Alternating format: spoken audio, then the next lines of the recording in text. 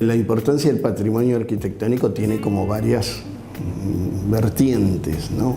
La más importante es que conforma parte de la memoria histórica de la provincia y su identidad como una comunidad.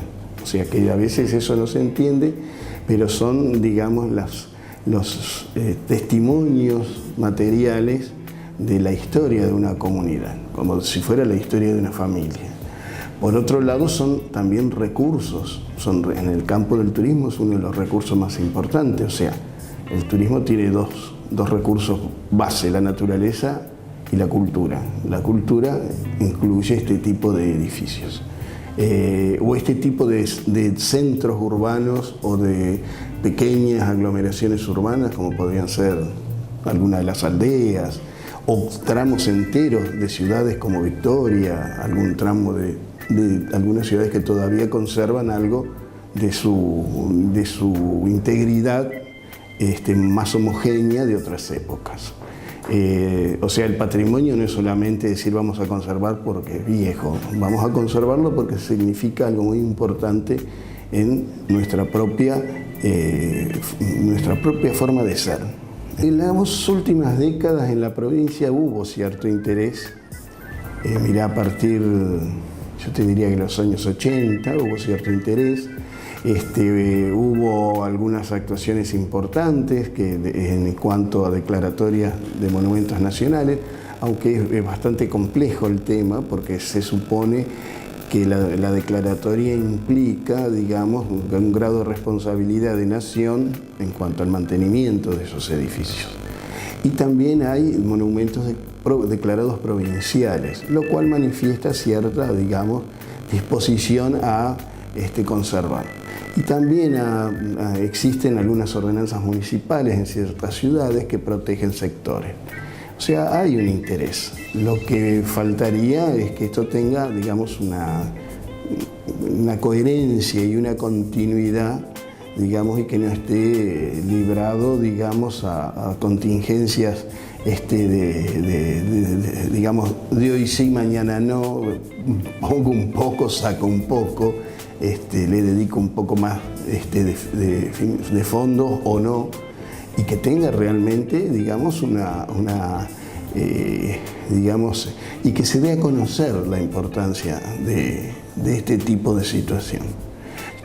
Yo creo que, digamos, el patrimonio forma parte de nuestra herencia cultural, ¿no es cierto? O sea, me refiero a Entre Ríos porque es donde estamos, los entrerrianos nos identificamos con cierto, digamos, con ciertos aspectos culturales. Y todo eso es un tejido integrado, no es una cosa dispersa. O sea, por algo están estos edificios.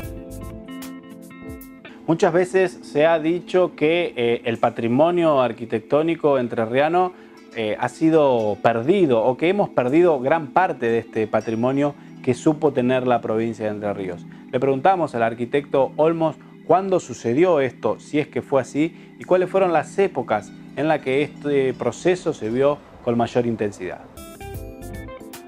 En la década del 30, cuando se edifica el nuevo edificio Correo, se edifica demoliendo lo que había sido la residencia presidencial, que estaba en la esquina de Montecaseros y 25 de Mayo.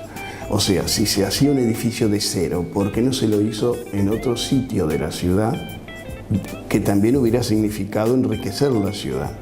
Lo mismo pasó con la Escuela Normal.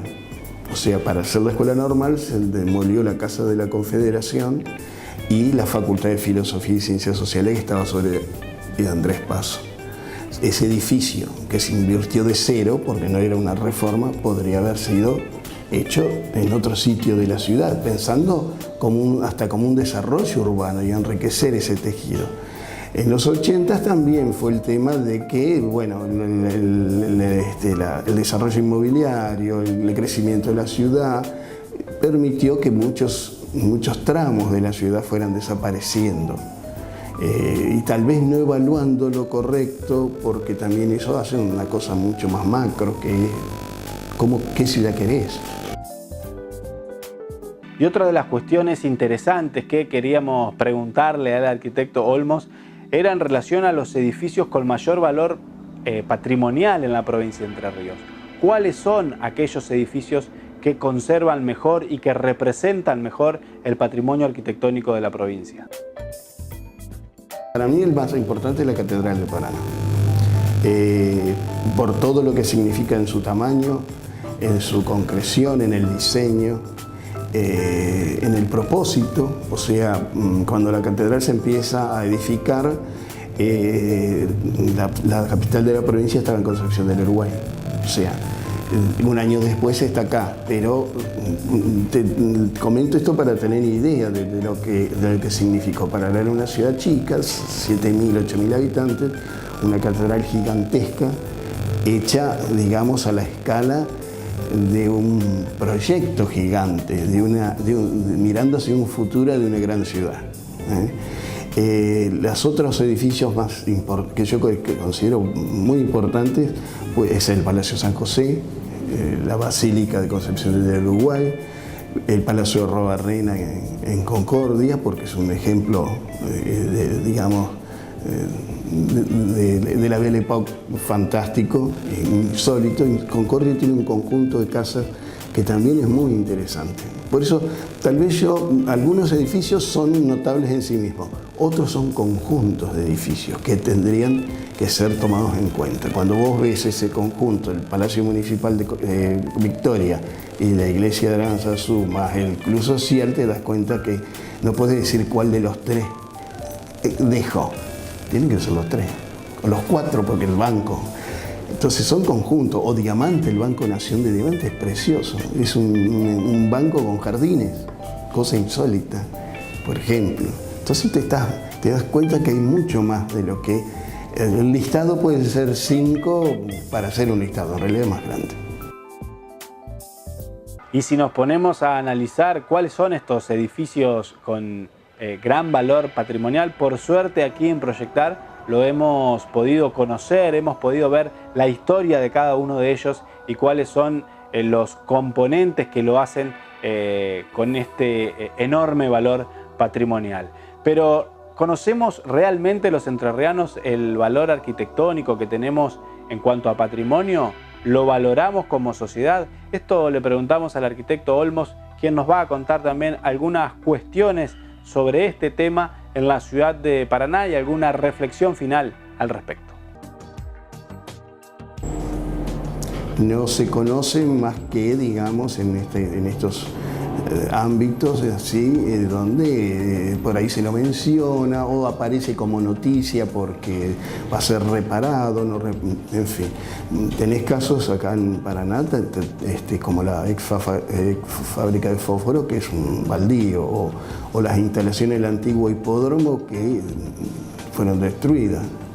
Entonces te das cuenta que no hay un grado de conciencia. Desde el momento que la ciudad se desarmó, las ciudades se desarmaron, como algo que es hasta medio gracioso. Las ciudades en el siglo XIX, a principios del siglo XX, tenían direcciones de ornato público, por ejemplo. O sea, la ciudad tenía que estar adornada para que sus habitantes se sintieran fantásticamente bien. O sea, por eso las plazas tenían fuentes, estatuas, los faroles, etcétera, etcétera. Después eso, hoy día la calle es nada más que un espacio donde transitas y no te detenés. Las mismas plazas, las plazas de Paraná, la Plaza de Mayo, yo tengo memoria porque soy ya bastante, digamos, grande. La Plaza de Mayo era una maravilla vegetal. A medida que se fue cayendo, no se replanteó, digamos, mantener ese criterio casi de jardín botánico que tenía. Desapareció. Entonces tenés esa plaza que parece una tierra de nadie, donde todos pasan rapidísimo, porque de noche hay una boca de lobo, pero a su vez no hay esa vegetación que te hace detener, que hoy en día sería una maravilla. Hoy en día sería una maravilla. Vos ves la Plaza San Miguel, siempre fue San Miguel. De las plazas, yo siempre lo menciono porque por ahí la gente no recuerda eso. En Paraná, cuando yo era adolescente, había una sola plaza. Cuando uno decía la plaza, era la Plaza de Mayo. Las otras eran las placitas. La placita San Miguel perdió árboles muy importantes y no fueron repuestos, por ejemplo, que hacían a ese ambiente, ¿entendés? Porque ese clima se va perdiendo. Entonces la ciudad se vuelve cada vez más agresiva. Los monumentos quedan aislados, sucios. Después ves el Palacio Municipal, que es una ruina ese edificio, no se puede creer. Las planchas de mármol se están cayendo, se están quebrando, el revoque se cae a pedazos. No te explicás por qué pasó eso. Y cuando se hizo, la importancia que tuvo, o sea, se hizo eso para resaltar lo que significaba un palacio municipal. Bueno, la torre clásica de los palacios municipales, el reloj, toda esa ornamentación.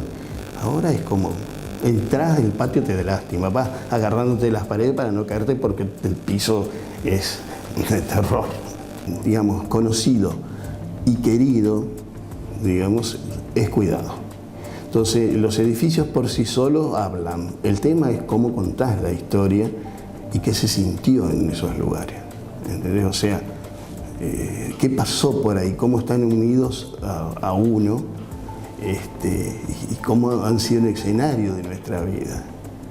Y acá eso por ahí no se valora mucho, tal vez porque todo es tan rápido, pero a su vez no se motiva que se los quiera, ¿entendés? Está.